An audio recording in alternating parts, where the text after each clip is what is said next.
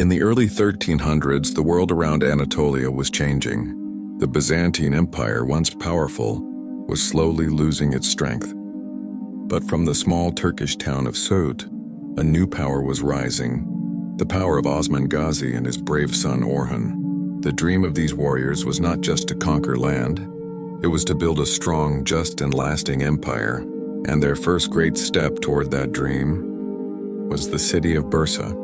Bursa was one of the richest and strongest cities of the Byzantines. Its high walls and deep valleys made it almost impossible to capture.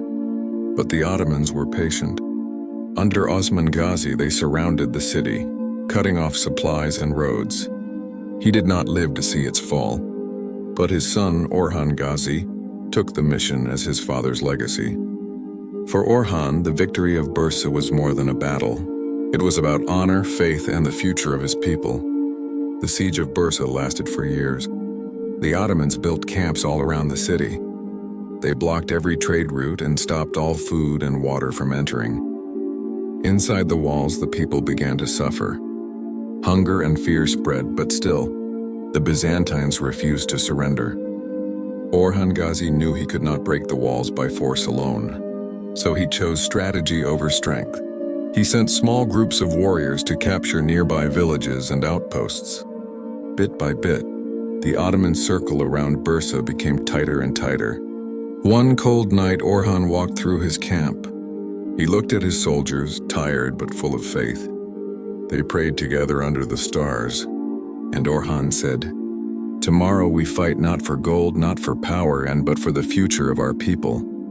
The next morning, the sound of drums echoed through the plains. The final attack had begun. Thousands of Ottoman soldiers charged toward the walls. Arrows filled the sky. Catapults launched stones that crashed into the towers. The cries of warriors and the clash of steel filled the air. "For Allah, for Bursa," they shouted. The ground shook beneath their feet as the Ottomans pushed forward. Smoke and dust covered the battlefield, but through it all, the banner of the crescent and star kept moving closer to the gate. After hours of fierce fighting, the Byzantine defense began to break. Their soldiers, hungry and tired, could no longer hold the line.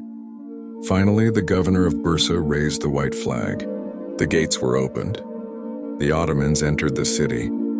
But Orhan ordered his men, no killing, no burning, no revenge. He wanted Bursa not destroyed but alive. He entered the city quietly, not as a conqueror but as a ruler with mercy. The people of Bursa saw something new, a leader who combined strength with justice. Under Orhan's rule, the city came back to life. Markets reopened, mosques were built, and for the first time, Ottoman coins were made in Bursa, a symbol that a new state had been born. The victory of Bursa in 1326 was not just another war won. It was the birth of the Ottoman Empire. From this city, the Ottomans would grow for centuries, spreading across 3 continents, ruling with power and faith. And it all began with one dream, one leader, and one victory, the victory of Bursa.